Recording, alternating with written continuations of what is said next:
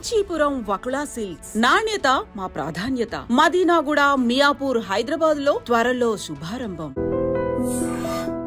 అసలు అప్పుడు ఆ టైంలో 2 స్టేజెస్. అవును సార్. ఒకటి మీ మదర్కి ఫాదర్కి ఒకటే ల్యాండ్ అమ్మించావు. అవును సార్. అదో గుండెపోటు. తర్వాత ఉన్న ఉద్యోగం వదిలేసావు, మరో గుండెపోటు.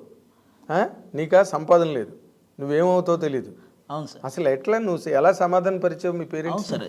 ఇక్కడ అదే చాలా పెద్ద ప్రాబ్లం వచ్చింది సార్. నేను వెళ్ళి అక్కడ వాళ్ళ దగ్గరికి వెళ్ళి అక్కడేమో ఆల్రెడీ ఫిక్స్ అయిపోయిన టీం లీడర్లు, టీం మెంబర్స్, అన్నపూర్ణ స్టూడియోలో కొన్ని వందల మంది ఆల్రెడీ అవకాశాల కోసం తిరుగుతున్న వాళ్ళు, వీళ్ళందరి మధ్యలో అసలు మనం నెట్టుకు రాగలమా అన్న ఇది కూడా వచ్చింది సార్. కానీ వన్స్ ఇంకా అది వదిలేసాము అన్న ఫిక్స్ అయిన తర్వాత మైండ్ ఇంకా ఎలాగైనా ఇందులోనే సక్సెస్ అవ్వాలని తెగ తిరిగేవాడిని సార్. చాలా రోజులు తిరిగాను.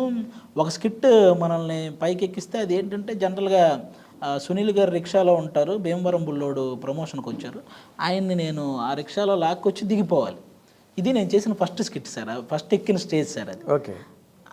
అది ఇట్లా మనం స్టాప్ చేసి చూసినా కూడా నేనని తెలియదు సార్, అలా ఉంటుంది ఆ ఎంట్రీ. ఇలా వచ్చి జిర్రని వెళ్ళిపోతాను అనమాట. నేను అప్పట్లో మనకు అదే చాలా ఎగ్జైట్మెంట్ కదా సార్.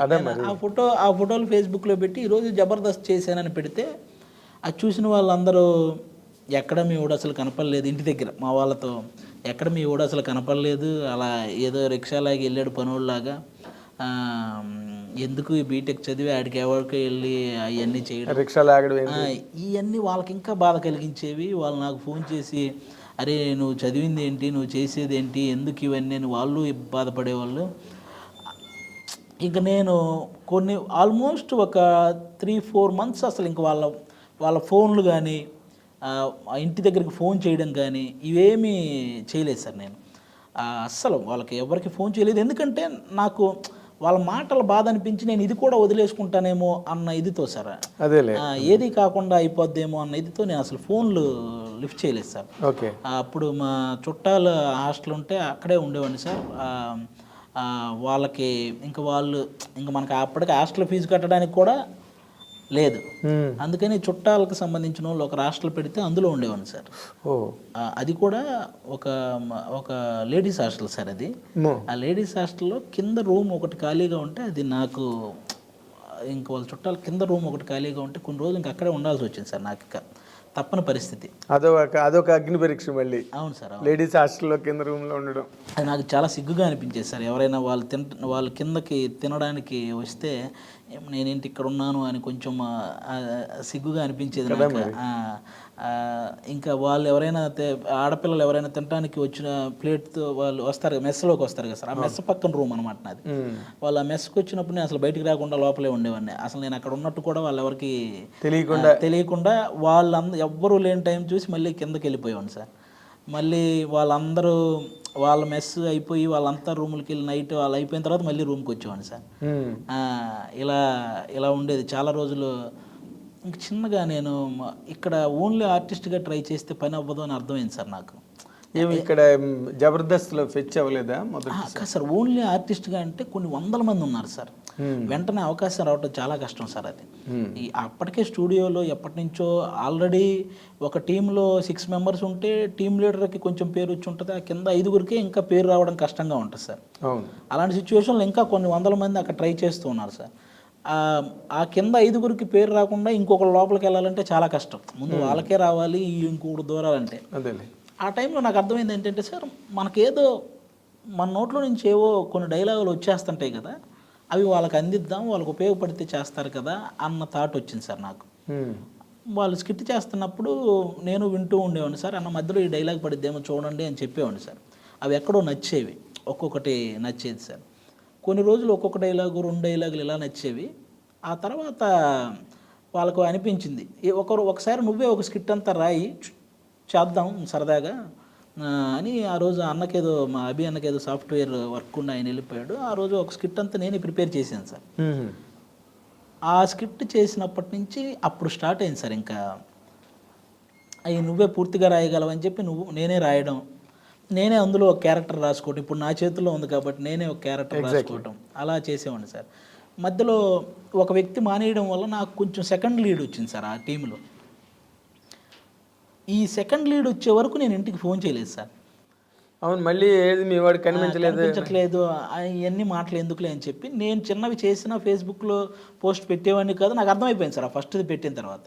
మనం ఏదన్నా ఇది టీవీలో ఉంటుంది, ఇది ప్రాపర్గా కనిపిస్తుంది, ఎస్టాబ్లిష్ అవుతుంది, అరే మీ వాడు కనపడ్డాడు, బాగా చేశాడు అని అన్నప్పుడే పెడదామని ఫిక్స్ అయ్యాను సార్ ఏదైనా.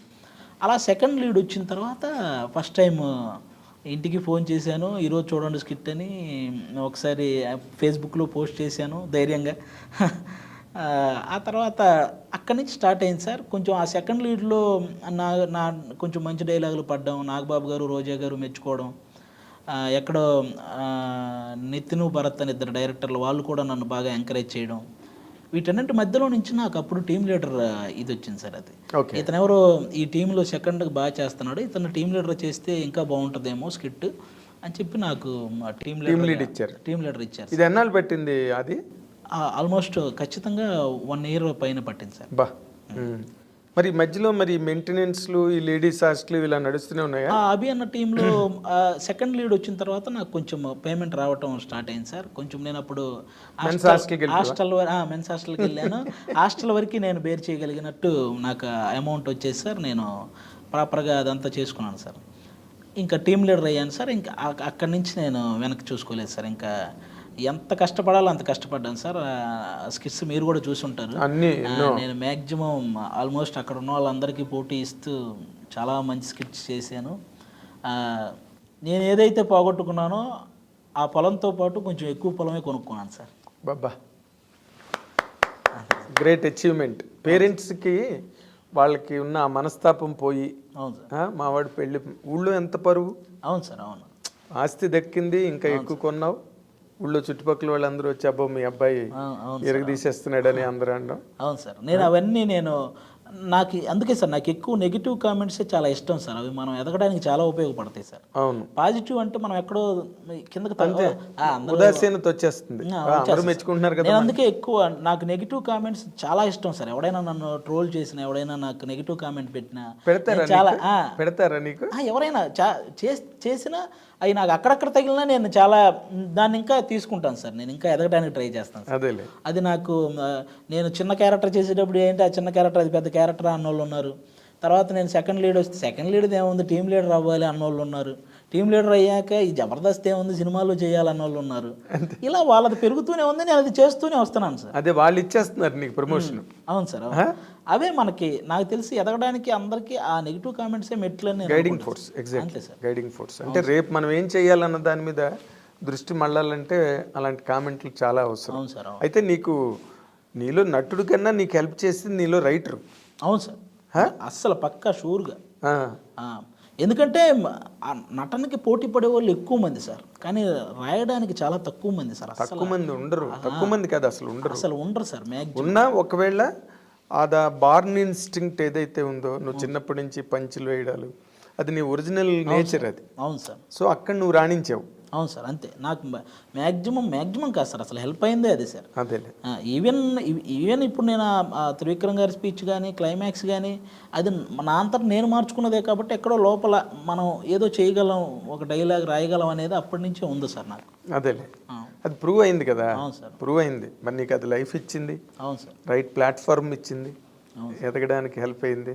బట్ మరి నువ్వు రైటర్గా నువ్వు అసలు నీకు అంత మంచి ఎబిలిటీ దేవుడిచ్చిన వరం అది, అందరికీ రాదు కదా.